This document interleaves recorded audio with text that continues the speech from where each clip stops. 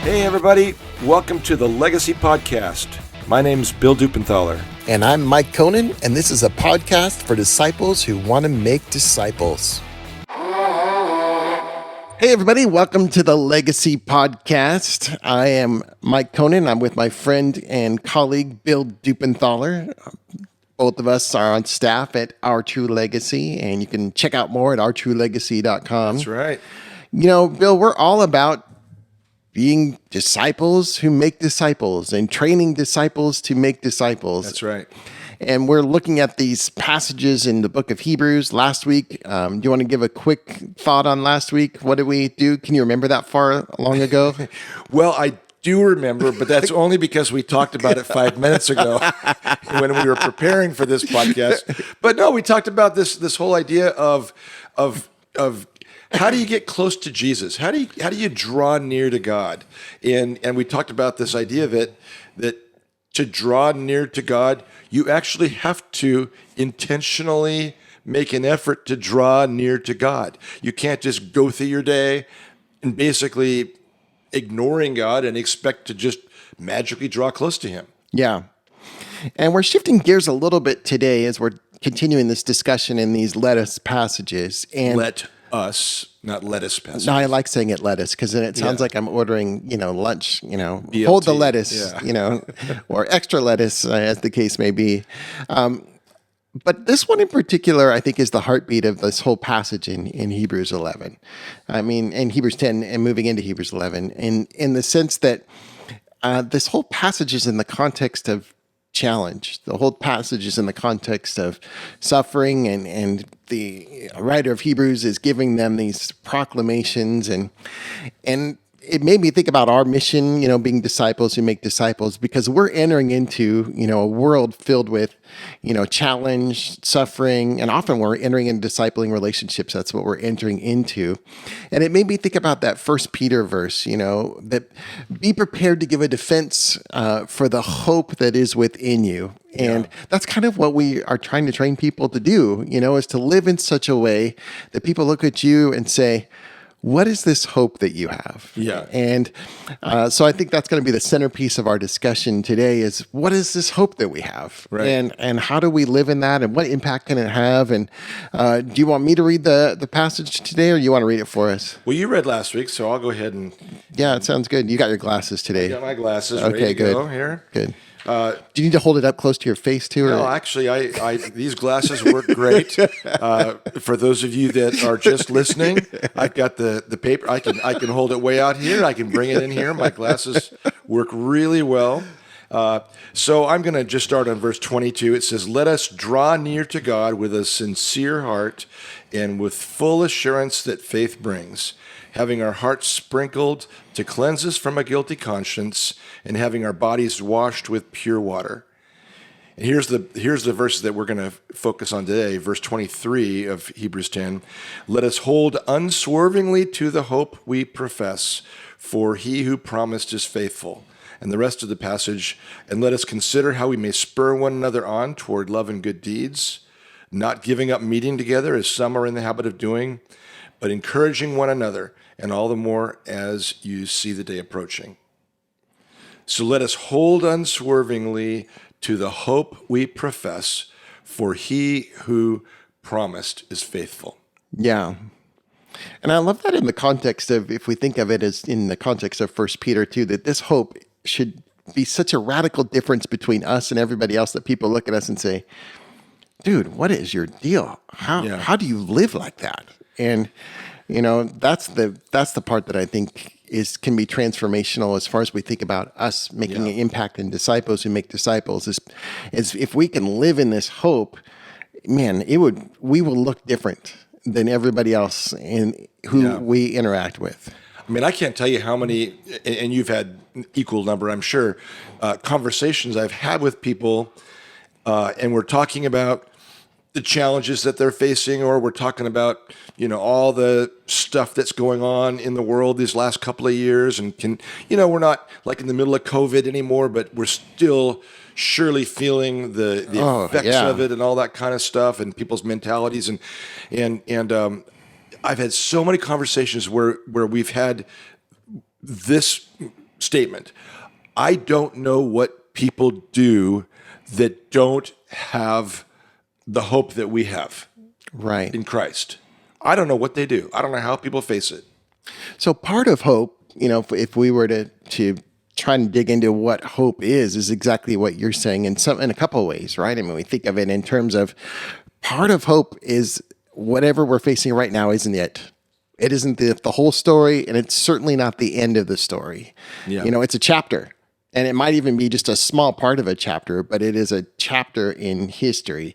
It is not the whole story, and I think that the world that we live in today, especially with our, 1 minute, 60-second, now 30-second culture.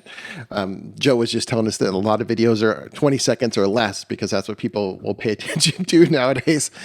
In that world, everything is about right now, right now, right now, right now. And so when right now falls apart, it can be really challenging. Yeah.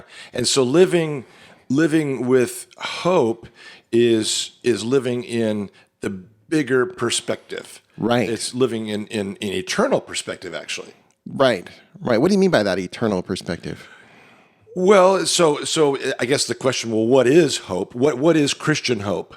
Sure. And for me, the first thing that came to mind when we were talking about, well, what is Christian hope?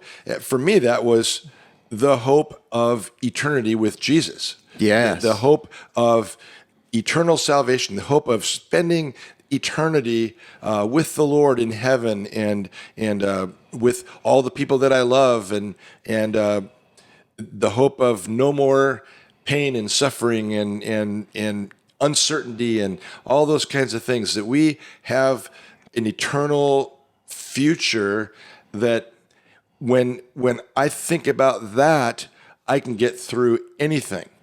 I mean, we're both really into sports and that kind of stuff, and we have it's stupid. We love our Seattle Seahawks, and we have hope that, man, we've got some high draft picks coming up at the end of the season, and we're going to get our next franchise quarterback, and we're going back to the Super Bowl, so I can get through any losses this season. In fact, in some ways, a loss is a gain because we're going to get a higher draft. It helps us. So we're not living for the future. You're not living for the present. You're living for the future. It. That's it. Yeah, that's what I was trying to say. Well, you nailed it. Yeah, you did. Well, and I think that is kind of a core sense. And for me, I totally agree with what you're saying. We think about it as far as hope goes as this sense of eternity, and this.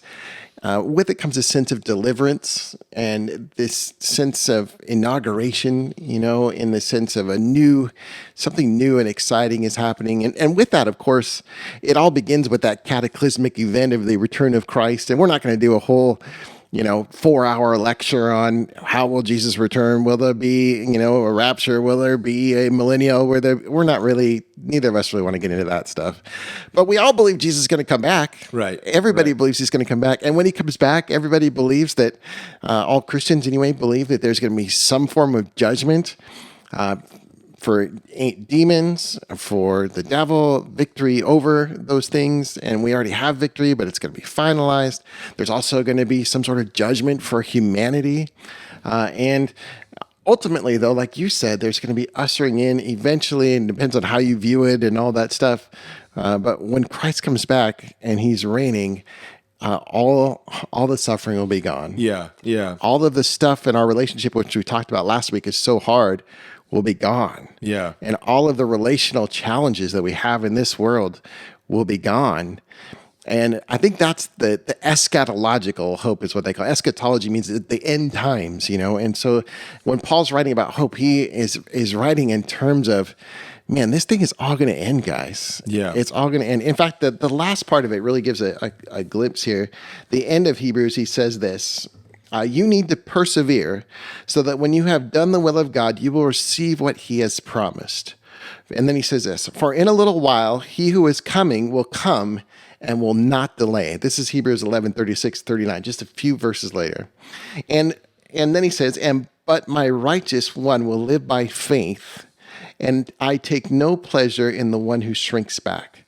But we do not belong to those who shrink back and are destroyed, but to those who have faith and are saved. And so again, it's that idea that it's all for a Christian. Our call is not to live in the moment. Right. Right. I mean, we have to live day by day. Like we talked about last week, it's so important to live day by day with Christ and in his power each day and in his presence each day. It's a central part of how we live as Christians. But that is not where our focus necessarily is, if that makes sense. Right. And certainly you can't read the New Testament without seeing that this idea of hang in there, guys, because we know that Christ is coming back. I mean, that's a central theme throughout the New Testament. Yeah. Now, I think for them, it was very, very real and very present. And just speaking for myself, I guess I don't think that much about it. I mean, Yeah, me either. I have over the years read some books and spent time, really diving deep into the whole idea of, when's Christ coming back and what's it going to look like and all those kinds of things. And it is super interesting. And the Bible says, hey, encourage one another with those things. So it is cool to encourage one another to think about, hey, he is coming back. But that's not the thing that really day to day motivates me when I'm in the middle of it or when I'm discouraged and those kinds of things. I think, but it's a very real part of it. And like you mentioned before when we were prepping for this, really it's the idea of Christ coming back and conquering sin and death and the devil and all that kind of stuff and setting up eternity. That's also just hand in hand with the thing that does come to mind for me more is, hey, I can get through anything because I'm thinking eternally and I'm going to spend eternity with the Lord. Yeah, it is. It is really the. I mean, maybe we shift gears here slightly and say, when do we live in hope, and how do we live in hope? I mean, if that's what hope is in essence, we have the verse down here now. Faith is confidence of what we hope for, and assurance of what we do not yet see. Hebrews 11:1. Yeah, Hebrews 11:1, and we think of also Romans. Paul writes, who hopes for what he already has. So in some way, Right. Hope is something that we don't have yet. In 2013, the Seahawks won the Super Bowl. They did. They did. And at that moment, we had no hope of winning the Super Bowl because we had won it. So Right. there was literally no need for hope, no need for faith, because faith is the evidence of things not seen. It's hoping for things that are not yet in existence. And one could even say that the centerpiece of hope is discouragement. The centerpiece of hope when we want hope. Where we experience hope is in the middle of when we need it. Yeah, when we feel down, when we feel discouraged, when things aren't going the way we want them to go. One could say that is when we think about living in hope. We don't live in hope, like you said, when we're on cloud nine and everything's going great. Our job's going great. Our marriage is going great. All of our kids are getting 4.0s, and they're also simultaneously, the captain of every sports team and everything like that. That is not when we are called to live in hope. Right.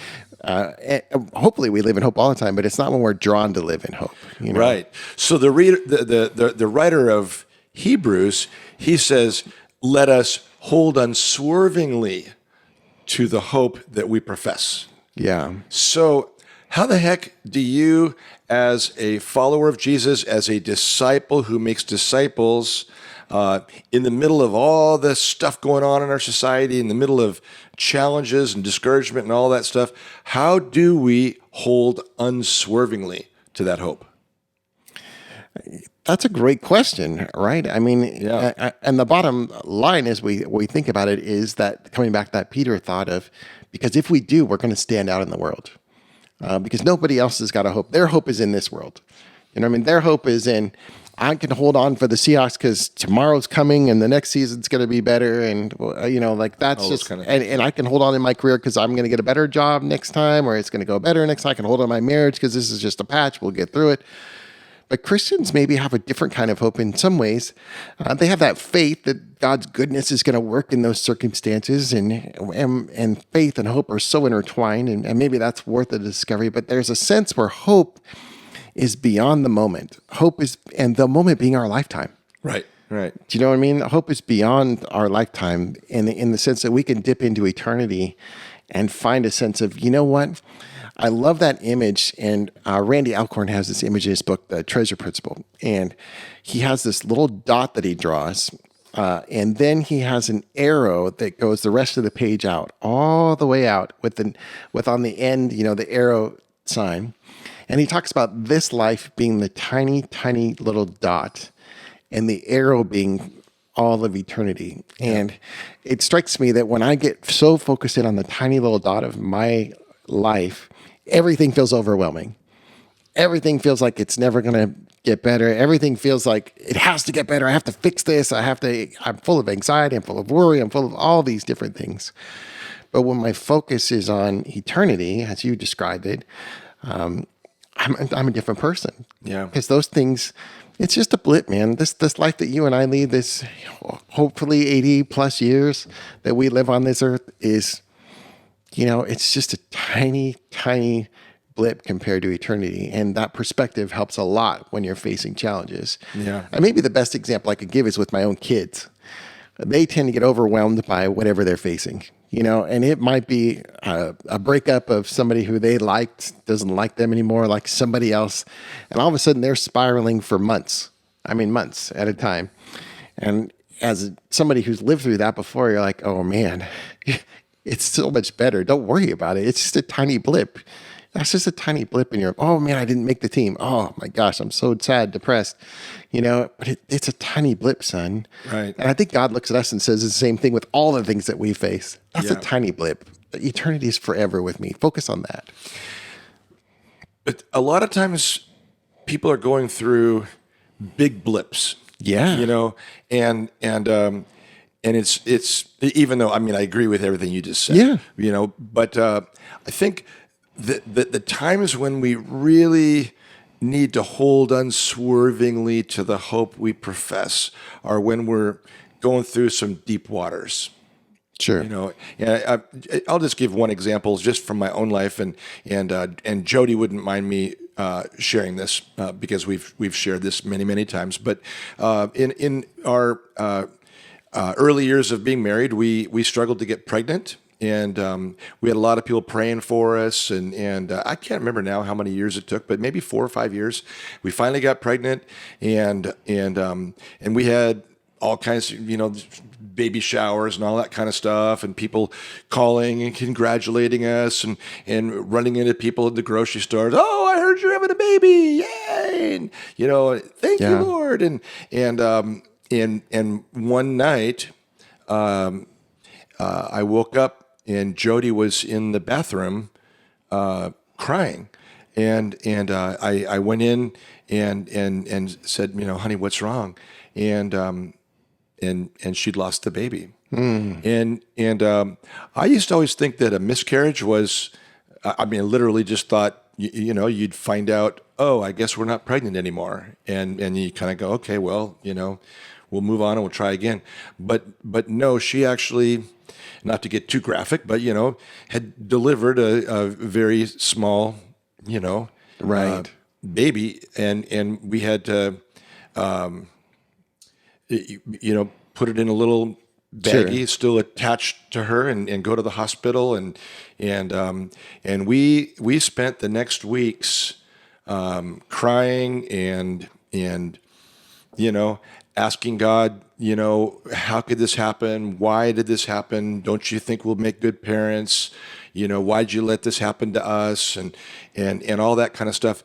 But in the end, the only thing we could cling to was the hope, right? That we had in Jesus, and we can so read in the scriptures about all the other times when people went through even more difficult things than that, and we got through it, and people would ask and still do from time to time, well, how did you get through that? How are you guys still smiling after you lost your baby and all that kind of thing? And you can say there's only one way we can explain it, and that's just the hope that we have in Jesus got us through. And of course, it wasn't long after that we got pregnant again, and then we had our little daughter, and then it wasn't long after that we were pregnant again, and 14 months after our daughter was born,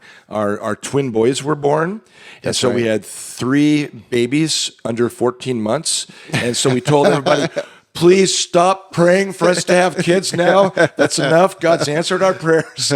God is faithful. It's okay now. We can stop praying. But anyway, all that to say, we know that people are going through difficult things, and we could sit here and talk for hours and tell stories about going through difficult things, but we know that we can hold on to this hope that we have. Yeah. And, if we even take it a step further, if we dare, maybe even part of the challenge that we could be facing in these coming months and years is what people around the world are facing right now, and that's being persecuted for our faith. Yeah. And losing everything. There are people around the world today. Voice of the Martyrs. Go to the Voice of the Martyrs if you've never done that. It's powerful. That are losing everything, including dads, moms, pastors, and because of their faith in Christ, and they are so driven by the hope that they are able to get through those things. Yeah. And so challenging. And I'm not saying necessarily that we're going there, but we already are. It seems like pretty close to, if you're going to move forward with your faith, you're going to face some sort of challenge, persecution. I mean, absolutely. And in our country and in other countries as well that we know, besides even the really extreme examples that you're talking about where people are literally losing their lives for their faith, but it has certainly become not a popular thing to profess to be a follower of Christ and to share and follow the values of the Bible. I mean, it is not a popular thing. It's not a politically correct thing. No. And so we are facing that right now. Well, maybe this is a good segue. We kind of talked about hope to dig into what do we do with this? What is the practical application for disciples who want to make disciples? Yes, we want to hold unswerving to our faith, and yes, we want to have such a faith that other people will look at us and say, what do you have? Tell me about it. Give us one thought that we could take away for an application from today. Well, to me, the biggest thing, and you brought this up earlier when we were talking, is we can live big when we know the bigger picture, and so we can take risks, and we can say, let's go for this, right? Because we know that we have a hope that is eternal, and it's worth taking a risk. Well, yeah, there's a sense where if you're living for the moment and you're living for, man, I want to get your approval, and I hope that you'll give me more likes on this, and I hope that you will show me and accept me, welcome me. If you're living for the moment, I want to have success right now. Yeah. Hope probably doesn't mean anything to you. It doesn't. But if you're thinking in light of eternity and your focus is on, I don't care if I fail now. I don't care if people reject me now. I don't care if I have to go through pain now, because I know that Christ is coming, and I know eternity is coming, and I know deliverance is coming, and I know judgment is coming. That's another thing we could talk about if we didn't, is the part of the hope is the judgment that people who persecute us will face. And certainly the church found a lot of hope in that. But I do think you're right. I think that there's a sense where we can get through anything that we're facing, and we could take bold and crazy risks now when we live in hope. Yeah. Well, the other thing that I was thinking about as you were talking too is getting back to the whole purpose of our organization. Yep. Is Man, if you're somebody that and you say, yes, I'm a follower of Jesus, and yes, I believe in the hope of eternity and all that kind of thing, if you are not a part of what God's doing in this world, and I mean an actual, like we've talked about in the past, you're not sitting up in the bleachers watching, you're on the field playing. If you're not actively living out the Great Commission to go make disciples, if you're not sharing your faith with people, and you're not investing in some people to help them grow in their faith and discipling, then you're not really living out your faith. And I think that's where, or you don't really truly believe it.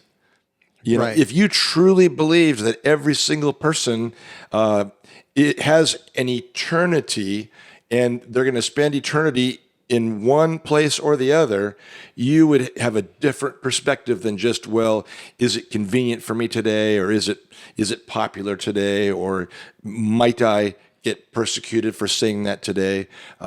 We need to be a part of what God's doing in the world. Yeah, and just to agree with what you're saying, as we think about becoming disciples who make disciples, I think the biggest thing that we come across, that people are just afraid, and they don't want to be rejected. Right, They don't. right. They don't want to experience the pain of having to do something beyond their abilities that only God could do. You know, they want to control things, and it's all related to their hope in this world. I think the other thing that stands out that we can end with is hope. I think as we contemplate, as we think about it, is kind of the centerpiece of what we're offering people in some ways. right. Because when you're entering into a discipling relationship with somebody, and somebody who's far from Christ or who's wandering from Christ, seldom ever are they coming back to you. You know what, Mike? Everything in my life is going so great. I just wanted to come back to Jesus. You know, it's awesome. My marriage is awesome. My job is awesome. And you know what? I just need Jesus to be there, so it'll be really awesome. And people think that's what they're waiting for. I hear that all the time. Oh yeah, when things this works out, then I'll get back to it. And it never is that way, right? No, it's the the other opposite. side, right? Yeah. When people are going through it and they are facing sin, they're facing brokenness, they're facing suffering, their relationships are falling apart, they're depressed, they're down, they're right in the middle of a broken season. That is often when the Lord gives an opportunity for a believer to come alongside and be a disciple who makes disciples, right? Yeah, that's right. And so as we think about hope, I think that's the other thing that we think about here is, for disciple makers, our expectation is not, man, I'm looking for people who have their whole life together, because those are going to make great disciples. And it's possible the Lord could draw that, but in our experience, I think it's been quite the other, where we have had people drawn to us who are facing a challenging time. Yeah. And we could share story after story, but I think it's safe to say we have this happen on a regular basis. Just yesterday, I'm walking my dog, and this woman comes along, and I'm just listening to my podcasts and enjoying it, and all of a sudden she just starts talking to me, and I don't even know her. She's an older woman, you know, but and she's talking, and all of a sudden she's telling me her whole story of all the stuff that's happened in her life, and in that moment, I knew that she needed a message of hope, if that makes sense. And the more that we are being able and willing to deliver that message of hope, the more I think we'll see and become disciples who make disciples. Yeah. So to wrap up, let us hold unswervingly to the hope we profess, for he who promised is faithful. So thanks, guys, for listening to our podcast. We appreciate it so much, and we really hope that this is encouraging to you. And we're just so grateful for all the people that support our ministry, ourtruelegacy.com. We invite you to get on board with that, is supporting financially, supporting in prayer. Go to our website, check out all the resources that we have. We'd love to get groups started wherever you are. We'd love to help you to get legacy groups going and to teach you more about discipling people and all those kinds of things. Just go to ourtruelegacy.com and we'd love to help with that. And in the meantime, let's just continue to do these things. Let's continue to go and be disciples who make disciples. Amen. Amen.